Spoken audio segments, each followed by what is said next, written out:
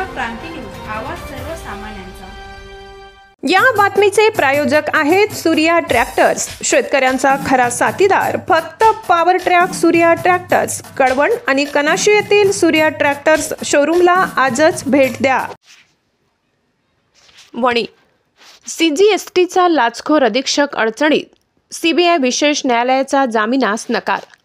Nashik CGST विभागातील अधीक्षक हरिप्रकाश शर्मा यांच्या अडचणीत आणखी वाढ झाली आहे। उद्योजकांकडून 50 लाख रुपयांची मागणी करून 22 लाख रुपयांची तडजोड आणि अखेरीस 5 लाखांची लाच स्वीकारताना रंगेहात पकडलेल्या शर्मा याचा जामीन अर्ज पुणे येथील सीबीआयच्या विशेष न्यायालयाने फेटाळला आहे। दिनांक 10 ऑक्टोबर रोजी हरिप्रकाश शर्मा, अर्पित गौर, अखिलेश सिंग आणि अभिषेक चंदेल या चौघांनी नाशिक येथील सीजीएसटी कार्यालयातून आल्याचे सांगत एका उद्योजकाच्या कंपनीत अचानक तपासणी केली। त्यांच्यासोबत कोणताही पंच नव्हता, तसेच पंचनामा न करता कंपनीतील संगणक व लॅपटॉपची तपासणी करण्यात आली, मात्र कोणताही बेकायदेशीर प्रकार आढळला नाही। कंपनीचे उत्पादन करमुक्त असल्याची माहिती असूनही चौकशीने खोट्या आणि असत्य अर्जाच्या आधारे कारवाईचा धाक दाखवत तब्बल 50 लाखांची मागणी केली। याच दरम्यान 13 ऑक्टोबर रोजी उद्योजकास पुन्हा पैशाची मागणी करण्यात आली। सततच्या त्रासाला कंटाळून उद्योजकाने पुणे येथील सीबीआयच्या लाचलुचपत प्रतिबंधक विभागाकडे तक्रार दाखल केली।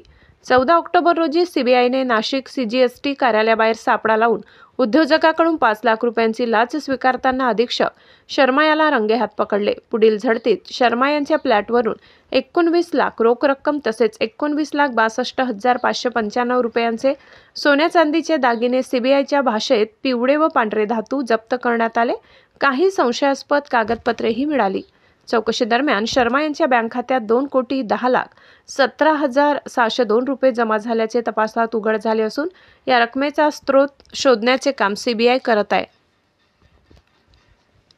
सरकारी वकील तसेच तक्रारदाराच्या वकिलांनी ॲडव्होकेट पाठक आणि मनीष सचदेवा सादर केलेले पुरावे आणि युक्तिवाद ग्राह्य धरत सीबीआयचे विशेष न्यायाधीश RR मेंढे यांनी शर्मा याचा जामीन अर्ज नाकारला। त्यामुळे प्रकरणाचे गांभीर्य वाढले असून शर्मा यांच्या अडचणीत लक्षणीय वाढ झाली आहे। या कारवाईनंतर सीजीएसटी विभागातील आणखी कोण या लाचखोरी प्रकरणात सामील आहे त्याचा तपास सुरू असून सीबीआयचे अधिकारी पुढील आरोपींचा शोध घेत आहेत।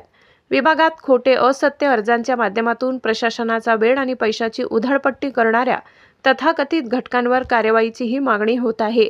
शासनाने या अपप्रवृत्तीवर अंकुश ठेवण्यासाठी कठोर उपाययोजना कराव्यात अशी मागणी उद्योग क्षेत्रातून जोर धरत आहे। महाराष्ट्र क्रांती न्यूजसाठी प्रतिनिधी सागर मोर, वणी। अशाच नवनवीन बातम्या पाहण्यासाठी आमच्या महाराष्ट्र क्रांती न्यूज या YouTube चॅनलला लाईक करा, सबस्क्राईब करा आणि बेल आयकॉन